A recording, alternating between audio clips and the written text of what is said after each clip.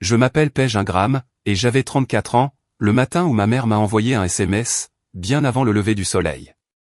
Pas de bonjour, pas de « comment se porte l'entreprise », juste une exigence, formulée comme on s'adresserait à une banque. J'avais payé le prêt immobilier de la maison de mes parents 96 fois. Dans leur testament, mon nom apparaissait exactement 0 fois. J'ai trouvé ce testament par hasard, dans un dossier qu'on m'avait demandé d'organiser, et je l'ai lu une fois, puis deux, avant de rester assise dans ma voiture pendant 1 heure. Et ce que j'ai fait ensuite, aucun d'entre eux ne l'a vu venir. Le SMS de ce matin-là n'était pas le premier. Pendant 8 ans, mon téléphone a vibré selon un rythme bien précis. Un appel provenant de la maison de mes parents signifiait qu'un chiffre allait suivre, une facture d'électricité, une réparation de toiture, un reste à charge médicale, ou la taxe foncière. Je dirige un petit cabinet de comptabilité, depuis un bureau loué à Marysville, à 40 minutes de là où j'ai grandi. Je l'ai développé, passant d'un seul client à une quarantaine, sur une décennie. Je suis le genre de personne qui rapproche les comptes des autres au centime près, et qui dort sur ses 2 oreilles. J'ai été élevé pour être utile, et j'y excellais. Mais, quelque part en chemin, ce qui était utile est devenu indu. La maison de mes parents est située sur un terrain de 3 acres, en dehors d'une ville assez petite pour que tout le monde sache quel camion est garé dans quelle allée. J'avais mon propre logement à l'époque, un appartement de 3 pièces que j'avais payé moi-même, à 50 minutes de là, assez loin pour respirer, mais assez près pour accourir au moindre problème, et j'accourais toujours. Mon frère cadet, Eric, vivait à 1 heure de route dans la direction opposée, et bizarrement, la distance n'affectait jamais son téléphone de la même façon que le mien. Quand le chauffe-eau a rendu l'âme, ils m'ont appelé. Quand la voiture d'Eric avait besoin de frein, ils m'ont appelé. Je me disais que c'était le rôle d'une fille. Je me suis raconté beaucoup d'histoires pendant ces 8 ans. En réalité, je ne m'étais jamais demandé ce qu'ils écrivaient sur moi, lorsque personne ne regardait. J'aurais dû, car le matin où ma mère a envoyé ce message, j'en connaissais déjà à moitié la réponse, et pourtant, je n'étais pas prête pour ce qu'il m'en coûterait de réagir enfin. Pour expliquer ce texto, je dois remonter 8 ans en arrière, lors de l'hiver où la maison a failli sombrer. Mon père, Raymond, avait pris sa retraite anticipée après que son dos eut lâché à l'usine. Ma mère, Carole, n'avait jamais travaillé à l'extérieur. Ils avaient refinancé la maison 2 fois, pendant les bonnes années, et en avaient tiré des liquidités à chaque fois, comme beaucoup de gens le faisaient alors. Puis, les mensualités ont explosé, tandis que les économies n'ont pas suivi. J'avais 26 ans. J'ai reçu l'appel un mardi. La banque avait envoyé une lettre contenant le mot « saisie immobilière » et ma mère me l'a lu au téléphone, comme une recette de cuisine qu'elle ne comprenait pas. J'ai pris la route le soir même. Nous nous sommes assis autour de la table de cuisine, avec la lettre posée entre nous. La seule façon de sauver la maison était de la refinancer à nouveau. Or, la banque refusait de prêter à d'anciens actifs sans revenus, dotés d'un historique de crédit catastrophique. Ils avaient besoin de quelqu'un ayant une entreprise stable, et un crédit irréprochable. Ils avaient besoin de moi. Alors, j'ai signé. Mais le notaire en charge de la transaction a refusé de me laisser mettre mes économies, et mon crédit, en jeu pour rien, comme il disait que trop d'enfants adultes le faisaient. Il a structuré l'accord de la manière dont ces contrats doivent l'être, afin de protéger la personne qui prend tous les risques. Mes parents ont signé un nouvel acte de propriété cet après-midi-là, m'accordant la part majoritaire de la maison, en échange de l'argent que j'apportais pour apurer les arriérés, et du prêt que je contractais à mon nom propre. Je suis reparti ce jour-là en étant à la fois l'emprunteuse principale, et la propriétaire majoritaire officielle, les pourcentages étant inscrits en toutes lettres directement sur l'acte. Mon père a dit que ce n'était que de la paperasse. Ma mère a parlé d'une bénédiction. Pour ma part, j'y voyais simplement le moyen de garder un toit sur la tête de mes parents. J'ai rangé le dossier de clôture dans un coffre ignifugé, car je conserve toujours mes dossiers. C'est le genre de femme que je suis. Et cela allait avoir plus d'importance qu'aucun d'entre nous, autour de cette table, ne pouvait l'imaginer. Après cette nuit-là, la mensualité m'incombait chaque mois, prélevée automatiquement le premier du mois sur mon compte professionnel. 1140 €, réglés comme une horloge, pendant 8 ans. J'ai ajouté la taxe foncière lorsqu'elle arrivait à échéance. J'ai payé la nouvelle chaudière la 3e année, et la toiture la 6e année. Rien de tout cela n'était un secret. Je ne glissais pas d'argent en cachette dans des enveloppes. Je remettais les reçus à ma mère, qui me tapotait la main, en m'appelant sa « gentille fille ». Pendant ce temps, mon frère Eric était le sujet de toutes les discussions au dîner. Eric était sensible. Eric cherchait sa voie. Eric venait de quitter son 4e emploi de l'année, et mon père affirmait que le garçon n'avait simplement pas encore trouvé la bonne opportunité. Quand Eric avait besoin d'aide pour son loyer, mes parents me sollicitaient, et j'envoyais l'argent. D'une manière ou d'une autre, cela se transformait en un prêt consenti à mes parents, plutôt qu'en un cadeau fait à mon frère. J'ai remarqué ce schéma récurrent. Je suis comptable, repérer les schémas répétitifs fait partie intégrante de mon métier. J'abordais le sujet délicatement pendant les fêtes, peut-être qu'Eric pourrait participer, peut-être pourrions-nous partager les frais. Ma mère prenait alors un air offensé, et changeait de sujet pour parler du gratin. Mon père disait, dans une famille, on ne compte pas les moindres sous. Je laissais couler à chaque fois, car l'alternative était une dispute, et parce que le prêt était à mon nom, ce qui signifiait que partir mettrait en péril mon crédit, ainsi que leur foyer. Je suis donc resté la fille fiable. Je me disais que, fiable, était un compliment. Il m'a fallu 8 ans pour comprendre qu'il s'agissait en réalité d'une fiche de poste, et que j'étais la seule à qui l'on n'avait jamais communiqué le salaire. Ce printemps-là, mon père a fait une crise cardiaque. Tout s'est resserré d'un coup. Cela s'est produit un dimanche, dans le jardin, alors qu'il tenait une cage à tomates entre les mains. Ma mère m'a appelé avant de contacter l'ambulance, ce qui en dit long sur l'ordre des priorités dans cette maison. J'ai parcouru le trajet de 50 minutes en seulement 38 minutes. Il s'en est sorti, avec la pose d'un stent. Après 4 jours à l'hôpital, il est rentré avec une pile de documents de sortie, que personne dans cette demeure ne prendrait la peine de lire. Alors, je les ai lus. Je les lis toujours. J'ai préparé ces médicaments dans un pilulier hebdomadaire. J'ai contacté le cabinet du cardiologue, apprenant au passage la différence entre un bêta-bloquant et un anticoagulant. Et, parce que frôler la mort pousse souvent les gens à mettre de l'ordre dans leurs affaires, mes parents ont décidé qu'il était temps de rédiger leur testament en bonne et due forme, avec un vrai avocat de la ville, plutôt qu'en utilisant un modèle trouvé sur Internet. Ma mère m'a remis un sac de courses rempli de documents, me demandant de les trier et de les classer, car j'étais celle qui savait s'y prendre. Je me suis assise à ma table de cuisine, ce soir-là, avec un verre de vin et son sac de courses, des relevés bancaires, des cartes d'assurance, et cet acte de propriété que je connaissais déjà par cœur. Tout au fond, dans une enveloppe Kraft neuve portant l'adresse de l'avocat, se trouvait un document qu'on ne m'avait jamais présenté. Le rabat n'était même pas scellé. Je me suis dit de ne pas le lire. Puis, je l'ai ouvert quand même, car je suis le genre de femme qui lit ce qui se trouve devant elle. Et je ne l'avais jamais regretté, jusqu'à cette nuit-là. C'était leur testament définitif, signé et certifié devant témoins, à peine 2 semaines après le retour de mon père de l'hôpital. Je l'ai lu comme je lis un bilan comptable, ligne par ligne, cherchant désespérément mon propre nom. Il n'y était pas. La maison, les 3 acres de terrain, le pick-up, le compte d'épargne que j'avais aidé à reconstituer, les bijoux de ma mère, absolument tout ce qu'ils possédaient devait être légué en totalité à leur fils, Eric Ingram. Il y avait une seule phrase me concernant. Elle stipulait que leur fille avait été, pourvue de son vivant, et que, par conséquent, elle ne prendrait pas part à la succession. Pourvu. J'avais effectué 96 remboursements de prêts, et il s'était contenté de rédiger une phrase, expliquant que j'en avais déjà bien assez reçu. J'ai relu le document pour m'assurer de ne pas avoir mal interprété. Les comptables vérifient toujours 2 fois. Je n'avais pas mal lu. Ce testament avait été rédigé alors que je préparais son pilulier, et que je me battais avec la pharmacie pour obtenir une autorisation préalable de remboursement. Le mois même, j'avais réglé une taxe exceptionnelle de 4 000 €, évitant ainsi que la maison ne fasse l'objet d'un privilège immobilier.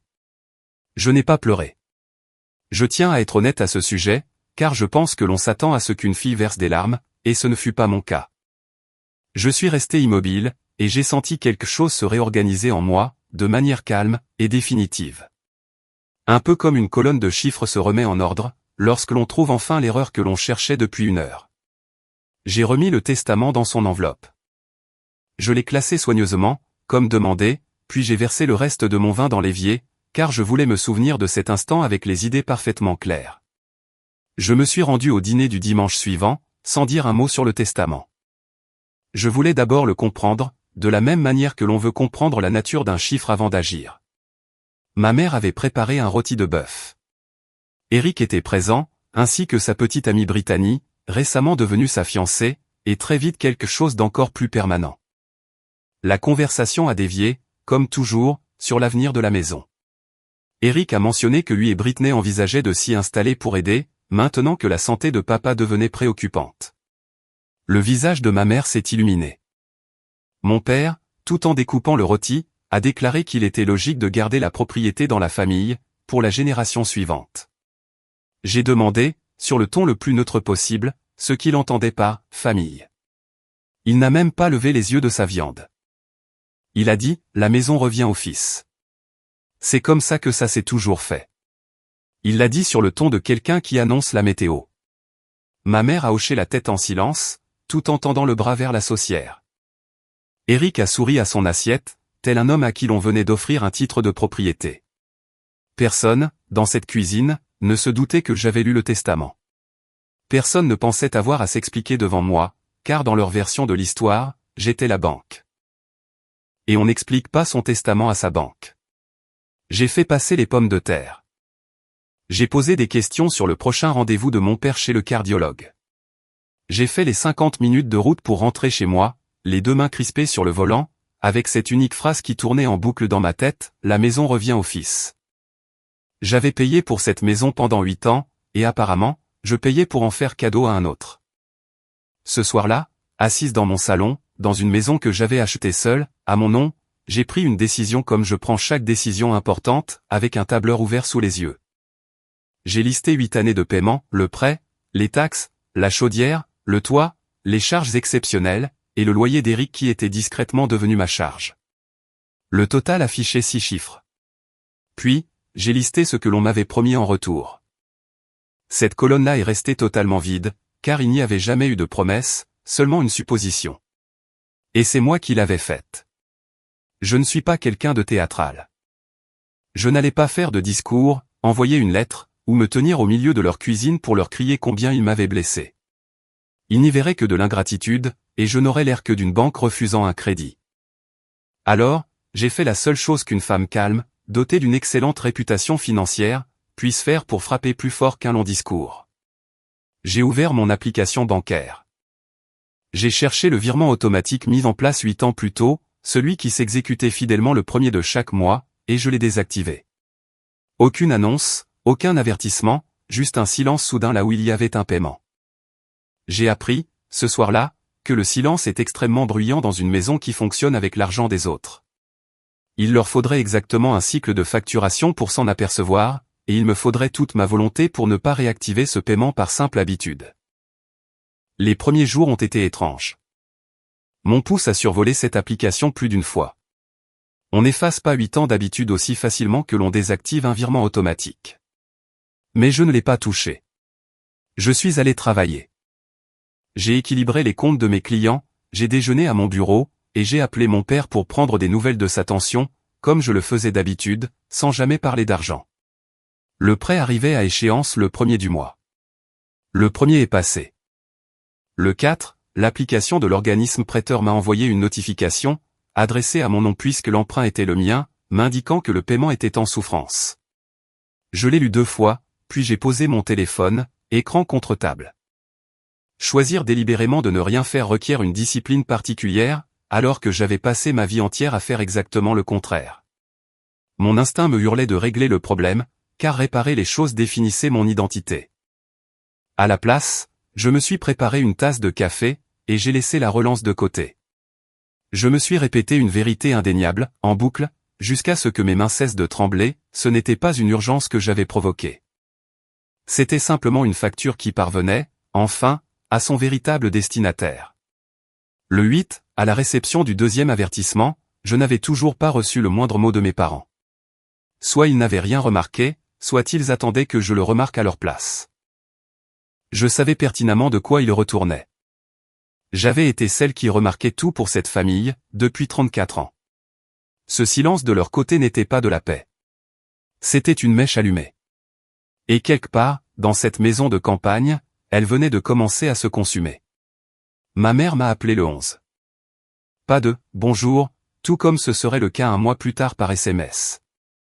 Elle m'a dit que la banque avait téléphoné pour signaler un retard de paiement, et qu'il devait y avoir une erreur avec mon compte. J'ai répondu qu'il n'y avait aucune erreur, et que j'avais interrompu le virement automatique. Le blanc qui a suivi à l'autre bout du fil a été le plus long que j'ai jamais connu avec elle. Puis, les larmes sont arrivées, pile à l'heure, comme chaque fois qu'une discussion prenait une tournure qui lui déplaisait. Elle a dit qu'elle ne comprenait pas, que nous étions une famille, et que les membres d'une famille prenaient soin les uns des autres. Elle a ajouté que j'avais toujours été son enfant sur qui compter, et qu'elle ne savait pas ce qui me prenait. Je lui ai demandé, avec douceur, si le testament de papa prenait soin de la famille, lui aussi. Nouveau silence. Elle s'est reprise rapidement. Elle a affirmé que le testament était l'affaire de papa, que cela n'avait rien à voir avec le prêt, et que, de toute façon, on ne tenait pas des comptes d'apothicaire avec ses propres parents. Elle a prononcé cela comme une plaidoirie finale, une famille ne tient pas de grands livres de comptes. J'ai failli rire, car tenir des registres est littéralement ma façon de gagner ma vie, et parce que, durant 8 ans, j'avais été la seule de cette famille à ne pas en tenir. Je me contentais de payer. Je n'ai pas cherché à débattre. La dispute était son domaine, pas le mien. Je lui ai dit que je l'aimais, que nous nous parlerions bientôt, puis j'ai raccroché, avant que l'échange ne tourne à son avantage. Elle m'a rappelé 2 fois ce soir-là. J'ai laissé sonner. Puis, j'ai noté la date, car certaines habitudes comptables méritent d'être conservées. Eric est entré en scène au 12e jour, ce qui était rapide pour lui. Il a d'abord envoyé un SMS, puis a appelé lorsque j'ai refusé de réagir au quart de tour. Sa voix portait l'assurance nonchalante d'un homme qui ne s'était jamais soucié d'un seul chiffre de sa vie. Il m'a dit que maman était effondrée, m'a demandé quel était mon problème, et si je réalisais à quel point tout cela était stressant pour le cœur de papa. J'ai remarqué qu'il avait avancé l'argument de la santé de notre père comme on abat sa meilleure carte. J'ai répliqué que j'étais parfaitement au courant de l'état de son cœur, ayant lu chaque document de sortie d'hôpital et préparé chaque ordonnance. Il a éludé le sujet. Puis, il m'a dit une chose qu'il croyait sincèrement valorisante pour lui. Il a affirmé comprendre que j'avais envoyé de l'argent, mais que l'argent ne faisait pas tout. Selon lui, il était celui qui était réellement présent, qui appelait maman, qui s'asseyait avec papa, et qui leur offrait de son temps, tandis que je me contentais de transférer des fonds à distance de sécurité. Il a présenté cela comme si le débat était clos. Je suis resté pensive un instant. J'ai pensé à celle qui avait roulé pendant 50 minutes en seulement 38, lorsque papa s'était effondré dans le jardin. J'ai pensé à celle qui avait organisé le pilulier, et appris ce qu'était un bêta-bloquant. Mais je n'ai rien dit de tout cela, car Eric avait déjà écrit sa propre version de l'histoire, et l'on ne peut pas équilibrer un compte avec quelqu'un qui refuse d'ouvrir les livres. Je lui ai simplement posé une question. Je lui ai demandé, puisque l'argent n'était pas tout, s'il accepterait de commencer à assumer le prêt de la maison dont il allait hériter. Le téléphone est devenu silencieux. Puis, il a ricané comme si je venais de faire une blague, et a déclaré que nous en reparlerions quand j'arrêterais de faire du cinéma. Je n'avais pourtant pas levé le ton une seule fois. Brittany a abordé la situation sous un angle différent, ce qui m'a permis de comprendre quel était l'esprit pratique du groupe. Quelques mois auparavant, bien avant que tout cela ne commence, elle m'avait ajouté comme collaboratrice sur un tableau partagé dans l'une de ses applications de rénovation, le genre d'outil où l'on épingle des photos de cuisine que l'on ne peut pas encore s'offrir. J'avais supposé à l'époque que c'était une attention amicale, ou peut-être une allusion subtile au fait que je serais celle qui financerait ses rêves. Elle ne m'en avait jamais retiré, de sorte que l'application continuait de m'envoyer des notifications chaque fois qu'elle ajoutait un élément. Son tableau s'intitulait « La maison de campagne ». J'ai cliqué dessus, presque malgré moi.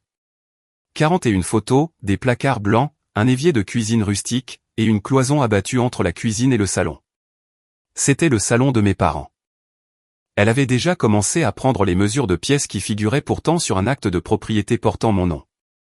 C'est à ce moment précis que l'abstrait est devenu concret pour moi. De la même façon qu'un budget devient réel, la première fois qu'un chèque est rejeté par la banque. Il ne prévoyait pas seulement d'hériter de cette maison un jour. Il comptait la rénover dès maintenant, en partant du principe que mes paiements continueraient d'arriver de manière invisible, tout comme l'eau coule lorsque l'on ouvre le robinet. Permettez-moi de faire une pause ici un instant, car je pense que certains d'entre vous savent exactement où je me trouvais ce soir-là. Si vous avez déjà été la personne sur qui tout le monde compte, mais que personne n'inclut jamais, celle qui maintient la lumière allumée, tout en étant oubliée sur la liste des invités, vous connaissez ce froid si particulier, qui m'a envahi la poitrine en découvrant ce dossier. Restez avec moi, et abonnez-vous pour que nous allions jusqu'au bout, car je vous promets que la roue est sur le point de tourner, et je veux que vous soyez là quand cela se produira. J'ai fermé l'application. Je n'ai pas quitté le tableau d'idées. Je voulais voir ce que, la maison de campagne, allait devenir. Dès la 3e semaine, ma mère a étalé l'histoire sur la place publique, de la manière dont on le fait dans les petites communautés. Tout a commencé par des coups de téléphone. Ma tante Lorraine m'a appelé pour me dire que je brisais le cœur de ma mère. Une cousine, à qui je n'avais pas parlé depuis des années, m'a envoyé un message pour me dire qu'elle avait appris que j'avais coupé les vivres à mon père malade, me demandant comment je pouvais agir ainsi. J'ignorais quelle version des faits leur avait été présentée, jusqu'à ce que ma mère publie elle-même un message sur le groupe communautaire de la ville, un espace de 4000 membres où l'on vend du foin et signale les chiens perdus. Elle y a rédigé un paragraphe court, doux et dévastateur, sur la vieillesse, sur la façon dont on élève ses enfants en priant pour qu'ils soient présents à nos côtés, et sur le fait que la chose la plus difficile en vieillissant est de découvrir lesquels vous aiment vraiment. Elle n'a pas cité mon nom. Elle n'en avait pas besoin. Les commentaires se sont multipliés, remplis d'émoticônes de mains jointes en prière, de propositions de plats cuisinés, et du message d'une femme affirmant que les jeunes d'aujourd'hui n'avaient plus aucune loyauté. Mon téléphone a vibré tout l'après-midi, assailli de messages de gens qui s'inquiétaient pour mes pauvres parents. Aucun d'entre eux ne s'est soucié de moi. J'ai lu chaque commentaire, calme, retenant mon souffle, et j'ai compris la manœuvre. Elle avait transformé une simple décision de gestion comptable en un drame moral, me décrivant comme la fille sans cœur qui abandonnait les siens pour une question d'argent. C'était bien joué de sa part, je dois le lui accorder. Ma cousine Dana a été la seule à m'appeler pour entendre ma version des faits. Elle a tout écouté, les 8 années de paiement, le testament, le projet de rénovation. Puis, elle m'a dit une phrase que j'ai notée. Elle a dit, « Tu n'es pas la méchante de l'histoire, tu as simplement arrêté de payer pour jouer un rôle que l'on t'avait déjà attribué. » Ce qui a tout changé, ce ne fut pas la publication sur Facebook. Ce fut une erreur. Un jeudi soir, quelqu'un m'a ajouté par mégarde à une discussion de groupe par SMS. C'était probablement Britney, s'en mêlant dans ses contacts en créant ce fil pour coordonner la campagne menée contre moi. La discussion s'intitulait « Maison papa et maman ». Elle comptait 4 membres, ma mère, mon père, Eric et Britney. Pendant environ 90 secondes, avant que quiconque ne remarque ma présence, j'ai fait défiler une 40aine de messages. Je les ai lus comme on lirait des aveux. Britney avait écrit que l'entrepreneur pourrait commencer au printemps si le financement suivait. Ma mère avait répondu que je finirais par céder, comme je le faisais toujours, qu'il suffisait de me faire culpabiliser un bon coup. Eric avait envoyé un emoji rieur, accompagné des mots « Elle va craquer d'ici Noël, elle ne peut pas s'en empêcher ». Et mon père, celui-là même pour qui j'avais mémorisé les traitements médicaux après son opération, avait écrit la phrase qui a brisé le dernier lien en moi. Il avait écrit « De toute façon, une fois que la maison sera à Eric, ce ne sera plus son problème ». Dans cette conversation, ils avaient un mot particulier pour me désigner, et ce n'était pas « fille ». C'était un terme que l'on trouve habituellement sur un relevé de compte bancaire. J'ai fait une capture d'écran de l'intégralité des messages, car je conserve tout, et qu'une femme sur le point d'être accusée a besoin de preuves. Puis, quelqu'un a fini par remarquer le contact en trop. Les points de saisie sont apparus, puis ont disparu. Eric m'a retiré du groupe sans dire un mot. Mais j'avais la preuve. Je la tenais dans mes mains. Et, pour la première fois en 8 ans, j'ai cessé de me sentir coupable, pour devenir celle qui détenait la solution. Cette capture d'écran m'a mené tout droit vers mon coffre ignifugé. Je ne l'avais pas ouvert depuis des années, n'en éprouvant pas le besoin, puisque je savais pertinemment ce que j'avais signé. Pourtant, savoir une chose et la regarder en face sont 2 réalités distinctes, et ce soir-là, j'avais besoin de voir. J'ai sorti le dossier d'acquisition, celui que je conservais depuis mes 26 ans, et je l'ai étalé sur ma table de cuisine sous une bonne lumière, l'avis du prêteur, le décompte de règlement, et l'acte de propriété. Je l'ai lu lentement, à la manière dont j'avais lu le testament, sauf que cette fois, je cherchais mon nom, et il figurait tout en haut du document. Non pas en tant que garante, ou de co-signataire rendant service à ses parents, mais bien comme propriétaire. Le refinancement d'il y a 8 ans n'avait pas seulement apposé mon nom sur l'emprunt, il m'avait également inscrite sur le titre de propriété en tant que co-indivisaire, et, puisque j'avais apporté les fonds qui avaient sauvé la maison, je détenais la part majoritaire. Le document détaillait les pourcentages en chiffres très clairs. Je me suis adossé à ma chaise. Le testament de mon père léguait tout à Eric, mais un testament ne peut transmettre que ce que l'on possède réellement. Or, la maison promise à mon frère, celle dont Britney mesurait l'emplacement pour un évier rustique, était légalement, en grande partie, la mienne, et ce depuis 8 ans. Il prévoyait d'offrir à mon frère une maison dont j'étais copropriétaire légal, m'excluant d'un patrimoine qui, en ce qui concernait la maison, ne leur appartenait pas totalement. Je n'ai pas éprouvé de triomphe. J'ai ressenti quelque chose de plus froid, et de plus stable. Je me sentais comme une comptable ayant enfin décelé l'erreur. Il ne me restait plus qu'à décider de la suite des événements.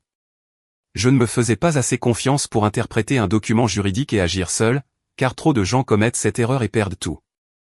J'ai donc appelé une cliente dont je tenais la comptabilité, une avocate spécialisée en immobilier nommée Gwen Aurin, qui dirigeait un cabinet de 2 personnes au-dessus de la quincaillerie. Je lui ai apporté l'acte, le relevé de règlement, et l'historique complet des 8 ans de paiement. Elle les a examinés, ses lunettes remontées sur la tête, en émettant un léger grognement, le genre de bruit que font les professionnels lorsque les faits se révèlent plus nets qu'ils ne le pensaient. Elle m'a expliqué prudemment qu'elle souhaitait d'abord vérifier les pourcentages exacts et consulter le registre officiel, mais que, d'après les pièces fournies, j'apparaissais bien comme la propriétaire majoritaire officielle et l'emprunteuse principale. Elle m'a rappelé qu'un testament ne transmet que les biens détenus au moment du décès, de sorte que mon père pouvait léguer sa part à Eric, mais en aucun cas la mienne. Puis, elle a abordé le point crucial, celui que je soupçonnais déjà mais que j'avais besoin d'entendre de la bouche d'une experte. Mes parents ne pouvaient pas vendre la maison, la refinancer, ou y effectuer la moindre rénovation modifiant sa structure sans mon accord écrit, car il est impossible de mener de tels projets sans la signature de tous les propriétaires. Je lui ai demandé quelles étaient mes options. Elle me les a énumérées comme on présente un menu, aucune dramatisation, uniquement le droit. Je pouvais forcer la vente pour récupérer ma part, racheter leur part à sa juste valeur marchande, ou tout simplement continuer à être la propriétaire que j'avais toujours été, en laissant les personnes du groupe de rénovation découvrir que la maison ne leur appartenait pas. Je l'ai remercié, et j'ai réglé ses honoraires le jour même, car je refuse d'être hypocrite avec les factures. Puis, je suis rentré chez moi pour attendre la suite. Un mois s'était écoulé, presque jour pour jour, depuis que j'avais interrompu le virement. 4 semaines de messages vocaux, de plats de réconfort déposés chez mes parents, d'émoticônes compatissantes sur le groupe de la ville, et de rendez-vous d'entrepreneurs fixés pour le printemps. 4 semaines de silence absolu de ma part, alors que je possédais l'intégralité du bien. Puis, à 6h12 un mardi matin, avant même que j'aie pu lancer la préparation du café, ma mère m'a envoyé le message dont je me souviendrai toute ma vie. Pas de bonjour, pas de demande de nouvelles de l'entreprise, pas de « Comment vas-tu, ma chérie ?» après toutes ces années. Juste une injonction sèche, et un point d'exclamation tranchant comme une porte claquée, le prêt doit être payé. Debout devant le plan de travail de ma propre cuisine, dans une maison entièrement payée, j'ai contemplé ce message un long moment. J'ai pensé aux 96 mensualités versées, au testament, à cette phrase déclarant que j'avais déjà été « pourvu ». J'ai pensé au fil de discussion où je n'étais plus qu'un terme comptable, et où mon père écrivait que je cesserais bientôt d'être son problème. Puis, j'ai fait le geste autour duquel toute cette histoire s'articule, j'ai simplement répondu. Je n'ai pas écrit un long paragraphe, je n'ai pas énuméré les 8 années d'efforts, je n'ai pas évoqué l'acte officiel, préférant garder cet argument pour une pièce pleine de témoins. J'ai saisi une unique ligne, très calme, avant d'appuyer sur envoyer, tout va à Eric. Le prêt immobilier aussi.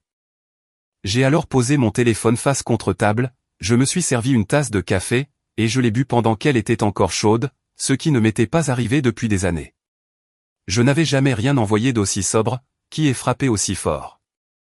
Mon téléphone, posé sur le comptoir, s'est mis à vibrer avant même que j'aie fini mon café. Je l'ai laissé faire. Quand je l'ai enfin retourné, j'avais 9 appels manqués, et un flot ininterrompu de messages. Ma mère, écrivant parfois en majuscules, me demandait comment je pouvais me montrer si cruel. Eric m'affirmait que je causais des douleurs thoraciques à notre père, ajoutant qu'il espérait que j'en étais satisfaite. Brittany, avec qui je n'avais jamais eu de véritable discussion, m'informait que j'étais en train de détruire cette famille à cause d'une « rancœur ». Ce mot a beaucoup servi ce matin-là. Ils avaient pris une simple constatation liée à un testament, pour la transformer à nouveau en leur récit préféré, celui de la fille insensible face à des parents lésés. Ma tante Lorraine a laissé un message vocal, déclarant qu'elle n'avait jamais été aussi déçue par l'une de ses nièces. Le groupe de la ville s'est enflammé à nouveau. Ma mère y avait apparemment publié que sa propre santé déclinait sous l'effet du stress, un ajout inédit et créatif. J'ai tout lu, avec le calme d'un livre de contes parfaitement équilibré. Voici ce qu'ils n'ont jamais compris chez moi, je n'agissais pas sous le coup de la colère. La colère finit par s'éteindre, et ils comptaient sur la mienne pour s'essouffler comme d'habitude, m'amenant à m'excuser et à réactiver les prélèvements d'ici Noël. Or, je n'étais plus fâché. J'avais dépassé ce stade pour atteindre un état contre lequel il n'avait aucune défense, la certitude. Et une femme déterminée, possédant un titre de propriété officiel dans son coffre inifugé, s'avère bien plus redoutable qu'une femme en colère. J'ai envoyé un dernier SMS à ma mère ce jour-là, suggérant que nous devrions tous nous asseoir autour d'une table. Puis, j'ai appelé Gwen pour lui annoncer que j'étais prête. Mon père m'a appelé lui-même ce soir-là, ce qu'il ne faisait presque jamais. Sa voix m'a semblé plus rauque que d'habitude, et j'entendais la télévision en arrière-plan, le volume réglé trop fort, comme souvent avec les personnes malentendantes qui refusent de l'admettre. Il n'a pas crié, ce n'était pas son genre. Il a commencé par s'enquérir de mon entreprise, ce qui m'a surprise plus qu'il ne s'y était pas intéressé depuis des années. Puis, il en est venu au fait. Il a dit ne pas comprendre pourquoi je leur imposais cela. Il a prononcé, un homme travaille toute sa vie, et tout ce qu'il souhaite, c'est léguer quelque chose pour que son nom perdure. Il le disait avec une sincère conviction. Durant un bref instant, j'ai ressenti la force de cet argument, cette vieille logique terrienne du père ayant vu son propre père céder la terre à son fils, pensant simplement que le monde fonctionnait ainsi. Je me suis permis de ressentir cette émotion. Puis, il a répété cette phrase, celle de la cuisine, mais sur un ton plus bas, et d'une certaine manière, encore pire.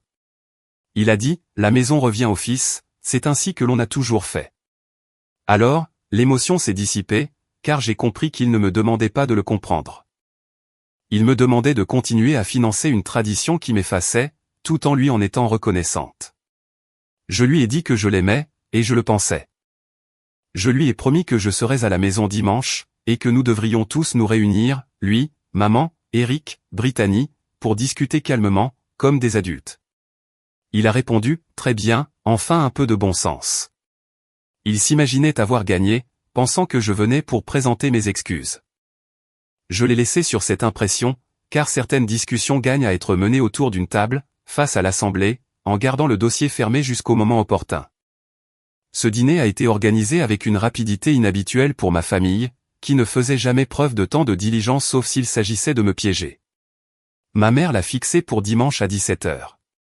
Dès le samedi, j'ai appris par Dana que nous ne serions pas seulement tous les 5. Ma mère avait convié ma tante Lorraine et son mari, 2 cousins, ainsi qu'un couple de voisins, amis de la famille depuis 30 ans. Des témoins, même si elle les aurait plutôt qualifiés de « soutien ». Le plan est devenu limpide dès que Dana me l'a décrit. Il voulait m'installer dans une pièce bondée, afin d'exercer sur moi la seule pression que ma famille ait jamais trouvée efficace, le public.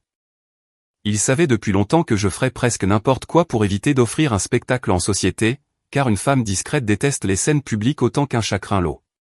Il misait là-dessus. Il s'imaginait qu'entouré par la famille, avec ma mère s'essuyant les yeux et le cœur fragile de mon père servant d'arrière-plan, je finirais par céder, m'excuser, et réactiver le prélèvement pour abréger ce moment pénible. C'était un plan solide, celui qui avait toujours fonctionné. Il s'était préparé à toutes mes réactions possibles, sauf à celles que j'allais avoir. Et pour une fois, j'allais m'accorder le droit de savourer l'instant. Moi aussi, je voulais un public. Moi aussi, je voulais des témoins. J'avais simplement prévu d'apporter des éléments différents dans cette même pièce. Dana m'a demandé si j'allais bien. Je lui ai dit de venir dimanche, de s'installer vers le fond, et de veiller à ce que son téléphone soit bien chargé. Quand elle m'a demandé pourquoi, j'ai répondu qu'elle voudrait certainement garder un souvenir fidèle de ce moment, et que le groupe de la ville allait bientôt avoir besoin d'un démenti. J'ai passé la soirée du samedi de la même manière que celle où j'avais découvert le testament, à ma table de cuisine, sous un bon éclairage, pour organiser mes chiffres. Mais cette fois-ci, je ne pleurais pas, je me préparais. J'ai réalisé 3 copies de chaque document, l'acte de propriété, où mon nom et ma part majoritaire étaient surlignés en jaune, le décompte de règlement du refinancement, et l'historique de mes 8 années de remboursement de prêt. imprimé en une colonne soignée avec un montant total qui m'a fait écarquiller les yeux. Y était joint le courrier de Gwen, rédigé sur le papier en tête de son cabinet, confirmant dans un jargon juridique incontestable que j'étais la propriétaire majoritaire officielle, et que le bien ne pouvait être ni vendu, ni refinancé, ni modifié dans sa structure sans mon consentement écrit. J'ai glissé chaque jeu de documents dans une pochette Kraft simple, identique à celle dans laquelle j'avais rangé le testament. Je tiens à vous confier quelque chose ici, comme j'aimerais qu'un ami le fasse pour moi. Si vous m'écoutez encore, je vous remercie, car je sais combien cette étape est difficile, se voir décrite comme la fille sans cœur, alors qu'on a été la seule à maintenir la maison à flot. Abonnez-vous et restez pour le dîner. Je vous garantis que la situation va s'inverser, et vous avez amplement mérité d'assister à ce dénouement. Je n'ai pas préparé de déclaration. Ceux qui se présentent à ce genre de confrontation avec un discours finissent toujours par perdre, car une parole peut être interrompue, alors qu'un document écrit demeure. J'ai simplement rangé les chemises dans mon sac, préparé mes affaires pour le lendemain, puis je suis allé me coucher. J'ai mieux dormi que durant tout le mois écoulé. La fille dévouée en avait fini de se dévouer pour de mauvaises causes. Le dimanche au réveil, avant mon départ, le tableau de la maison de campagne a affiché la nouveauté que j'attendais. Brittany, qui avait oublié depuis longtemps m'avoir associé à ce projet, avait ajouté un nouvel élément, la capture d'écran d'un devis d'entrepreneur, épinglé tout en haut. 43 000 € pour abattre la cloison du salon, refaire la cuisine, installer l'évier rustique, la totale. Une note manuscrite accompagnait l'image, à compte exigé à la signature. Eric dit que maman peut le régler grâce à ses économies. Leurs économies? Ce compte d'épargne que j'avais passé 8 ans à les aider à reconstituer, celui-là même désigné dans le testament comme l'héritage d'Eric. Il s'apprêtait à dépenser l'argent de mes parents, des fonds que j'avais moi-même renfloués indirectement pendant des années, pour rénover une maison qui m'appartenait, afin d'en faire cadeau à mon frère. Tout cela, en racontant à la ville entière que je ruinais la famille. J'ai pris une capture d'écran du devis, et je l'ai jointe à mon dossier. Je n'éprouvais pas de colère à proprement parler, l'ayant abandonné depuis des semaines, mais j'ai senti mes dernières hésitations s'envoler. La petite voix qui murmurait encore, peut-être que tu exagères, réactive simplement le virement, c'est définitivement tu devant ces 43 000 €. Il y a une forme de lucidité qui n'apparaît que lorsqu'on vous démontre par écrit à quel point on vous méprise. Il m'avait jeté ce mépris au visage à travers une application de décoration, avec un évier de ferme et un acompte que ma mère ne pouvait même pas légalement débloquer, puisque ce mur du salon qu'il comptait détruire était porteur, et situé dans une maison qu'il n'avait pas le droit de toucher sans ma signature. Il l'ignorait encore. J'ai enfilé mon manteau, il était temps de prendre la route. Le trajet vers la maison de mes parents dure 50 minutes, et j'en connais le moindre kilomètre. J'ai roulé ce dimanche-là, les dossiers posés sur le siège passager, sans musique ni radio. Je ne répétais rien, ayant cessé de m'exercer depuis la nuit où j'avais découvert le testament. Au lieu de cela, j'ai pensé à la jeune femme que j'étais à 26 ans, signant ses documents sur un coin de table parce que l'alternative consistait à voir ses parents jetés à la rue. Je ne la regrettais pas, elle avait pris la bonne décision avec les informations dont elle disposait alors. L'erreur n'avait pas été de signer. L'erreur avait été de passer 8 ans à imaginer que l'amour se prouvait en payant, et que la tranquillité s'achetait en ne réclamant jamais sa part. Je suis passé devant la station-service où j'achetais autrefois les tickets de loterie de mon père. J'ai dépassé l'église depuis laquelle ma mère envoyait ses publications. J'ai laissé derrière moi l'embranchement menant à l'ancien appartement d'Eric, dont j'avais réglé le loyer à 2 reprises. Les champs s'étendaient, bruns et plats sous un ciel gris, dessinant l'un de ces après-midi ordinaires de l'Ohio qui ne cherchent à plaire à personne. Je ressentais un apaisement que je croyais avoir oublié. Ce n'était pas de l'insensibilité, mais un calme profond, celui que l'on éprouve lorsque les comptes s'équilibrent enfin, et que l'on sait les livres de comptes rigoureusement exacts. Je n'allais pas l'emporter en criant plus fort que les autres. Ma famille s'était déjà approprié le monopole des éclats de voix. J'allais gagner en ayant raison sur le papier, devant témoins, et en restant assez silencieuse pour que ce silence devienne la chose la plus percutante de la pièce. Je me suis engagé dans l'allée de gravier à 16h58. 6 voitures s'y trouvaient déjà garées. La maison embaumait à nouveau le rôti de bœuf, car ma mère était convaincue qu'un bon repas pouvait résoudre n'importe quel conflit. Et, durant 34 ans, elle avait le plus souvent eu raison. La table de la salle à manger avait été déployée sur toute sa longueur, avec ses 2 rallonges et sa plus belle nappe. Ma tante Lorraine attendait, les bras croisés. Le couple de voisins affichait des mines de circonstance. Dana se tenait vers le fond comme je le lui avais demandé, son téléphone posé sur les genoux. Mon père trônait en bout de table, paraissant plus frêle qu'auparavant, une main posée sur la poitrine par une habitude récente. Ma mère serrait déjà un mouchoir en boule dans son poing, alors qu'aucun mot n'avait encore été prononcé. Eric et Britney étaient assis côte à côte sur la longueur de la table, Britney affichant l'éclat particulier d'une femme persuadée qu'elle obtiendrait bientôt son évier rustique. Ils avaient dressé la table pour recevoir des excuses, et chaque visage s'était préparé à les accueillir. J'ai déposé mon sac près de ma chaise, j'ai retiré mon manteau, et j'ai croisé les mains sur la nappe. À la place des excuses attendues, j'avais apporté un dossier. Ma mère a pris la parole en premier, comme à son habitude. Sans même me laisser le temps de m'installer tout à fait, elle s'est lancée dans un discours manifestement répété, traitant des enfants ingrats et des parents vieillissants, sa voix se brisant pile au moment d'évoquer la solitude. Ma tante Lorraine a murmuré un « Amen » digne d'un office religieux. Mon père fixait la nappe. Puis Eric a pris le relais, car il fonctionnait en véritable équipe. Il s'est levé, marquant une pause pour l'effet dramatique, et a affirmé qu'il était temps que j'entende comment mes actions étaient perçues de l'extérieur. Selon lui, j'abandonnais mon père malade pour de l'argent, et je punissais mes parents pour un testament qui ne me concernait en rien. Enfin, il a prononcé la réplique que toute l'assistance attendait de voir porter ses fruits. Il a parcouru l'assemblée du regard, a baissé d'un ton pour adopter une mine solennelle, puis a lancé « Alors, tu es vraiment prête à jeter tes propres parents à la rue par pure rancune ?» Tous les regards se sont braqués sur moi. C'était l'instant décisif, le moment où la fille dévouée devait s'effondrer, demander pardon, et saisir son téléphone afin de rétablir le virement pour faire cesser ce pesant malaise. J'ai senti toute la pièce retenir son souffle dans cette attente. Je n'ai pas haussé le ton. Je n'ai même pas décroisé mes mains immédiatement. J'ai laissé sa question planer dans l'air, suffisamment longtemps pour que chacun en mesure toute la laideur. Puis, d'une voix très calme, j'ai répliqué que personne ne jetait qui que ce soit à la rue.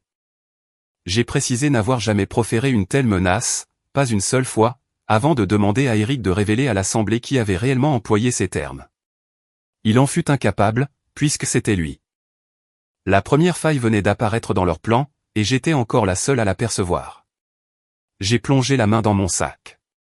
L'assistance a suivi mes gestes, comme un jury scrute une pièce à conviction. J'ai sorti 3 dossiers. J'en ai fait glisser un le long de la table vers ma tante Lorraine, un autre vers le couple de voisins, et j'ai posé le 3e bien à plat devant mon père.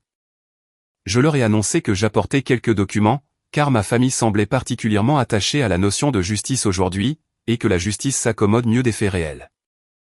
Ma voix est restée posée, presque douce, de la même manière que l'on expliquerait un relevé de compte à un novice.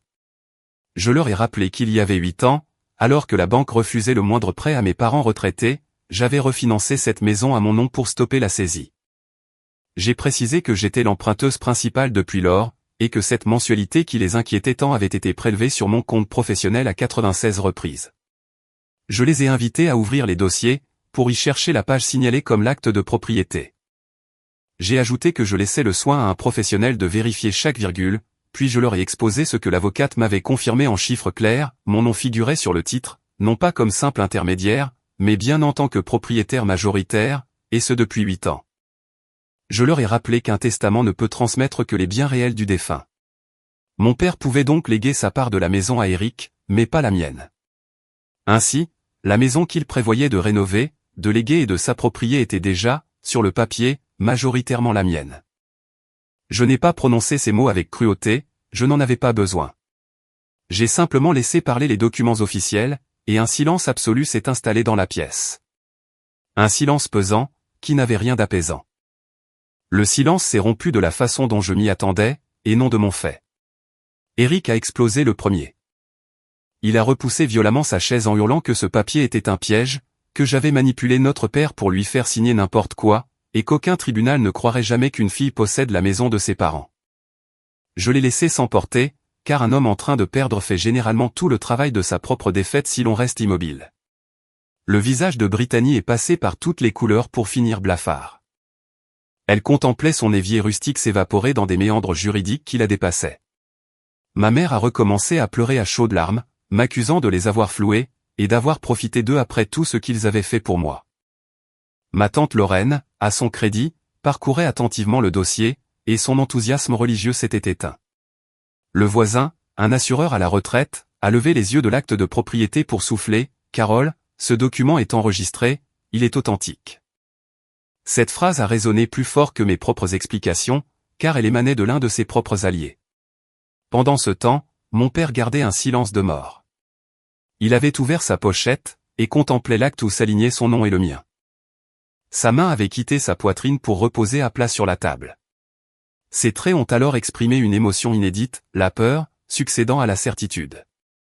Il avait bâti toute son existence sur cette affirmation répétée, « La maison revient au fils ». Il faisait face à un document qui, en secret, rendait cette affirmation caduque depuis 8 ans sans qu'il s'en soit soucié. Il a levé les yeux vers moi, et pendant une seconde, j'ai cherché en vain ses principes d'autrefois, son fils, ou son héritage. Il n'était plus qu'un vieil homme équipé d'un stent, ayant joué la fidélité de sa fille pour la perdre définitivement. J'aurais presque pu éprouver de la pitié pour lui. Presque. Une fois le calme revenu dans la pièce, j'ai repris la parole, sans jamais élever la voix.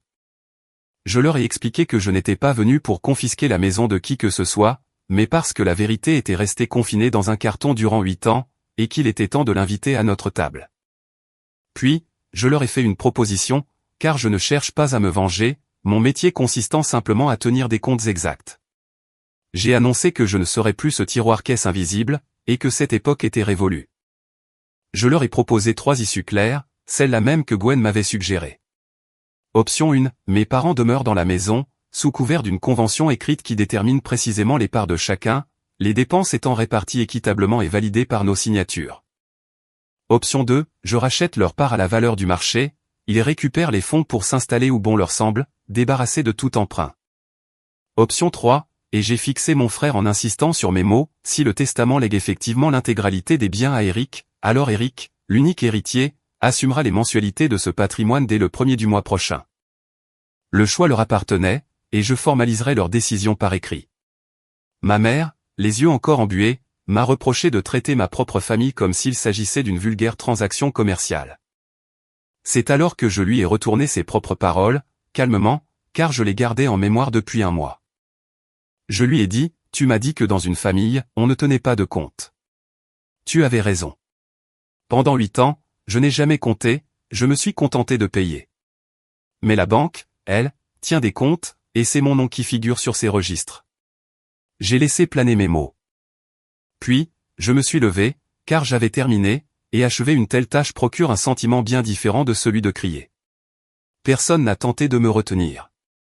C'est ce détail que je garderai en mémoire, non pas les éclats de voix, mais ce silence pesant qui a suivi, une fois que plus rien ne méritait d'être dit. Le mouchoir de ma mère est resté froissé dans son poing, inutile désormais, car les larmes n'ont d'effet que sur ceux qui les redoutent. Eric s'est rassis lourdement, fixant son assiette comme il l'avait fait le soir où il se croyait propriétaire d'un bien. Britney consultait déjà son téléphone, et je soupçonnais que son projet de décoration virtuelle se réduisait à vue d'œil. Mon père n'a pas levé la tête.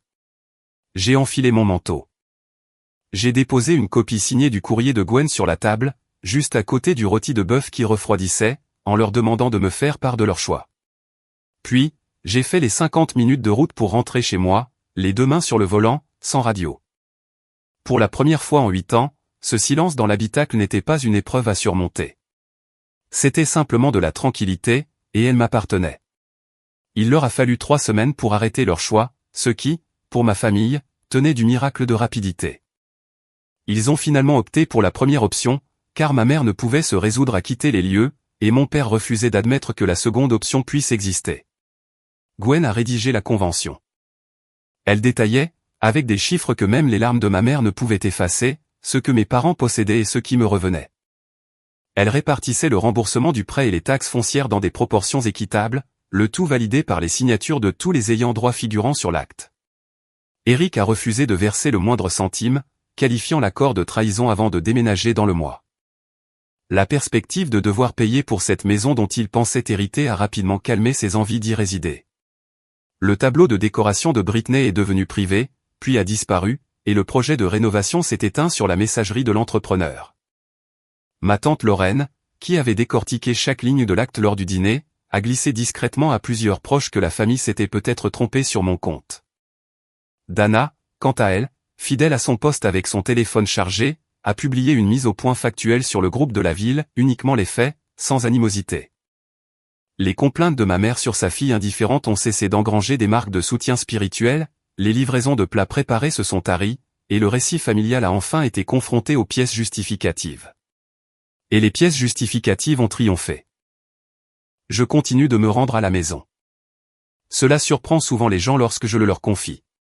La santé cardiaque de mon père s'apparente désormais à un emploi à temps partiel, et je demeure celle qui épluche les documents médicaux, car c'est ma nature et que je l'accepte désormais. Mais la situation a changé, et ce changement fait toute la différence. J'y vais par choix, et non parce qu'une échéance financière approche. Nous discutons de sa tension artérielle, de la météo, et presque jamais d'argent, car les finances sont enfin encadrées par un accord signé, à leur juste place, plutôt que d'empoisonner chaque repas. Ma mère et moi nous montrons précautionneuses l'une envers l'autre, comme on manipule un objet précieux qui s'est brisé et que l'on a recollé. Notre relation n'est plus la même, et je pense que c'est préférable ainsi. Eric et moi ne nous parlons presque plus, et j'ai cessé d'attendre que cette absence de contact ressemble à une blessure.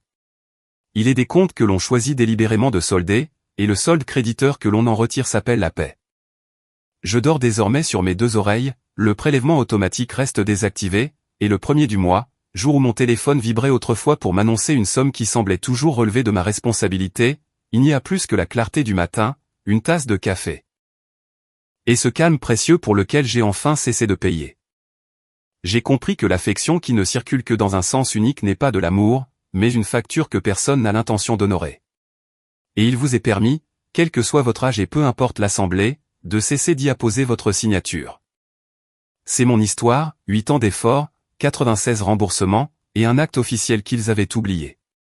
Si ce récit vous incite à éplucher les documents officiels portant votre signature, ou à cesser de payer pour un siège à une table où l'on ne vous a jamais fait de place, voyez-y un signe. Agissez dès cette semaine, partagez ce témoignage avec quelqu'un qui a besoin de l'entendre, laissez un commentaire, abonnez-vous, et je vous retrouverai pour le prochain épisode.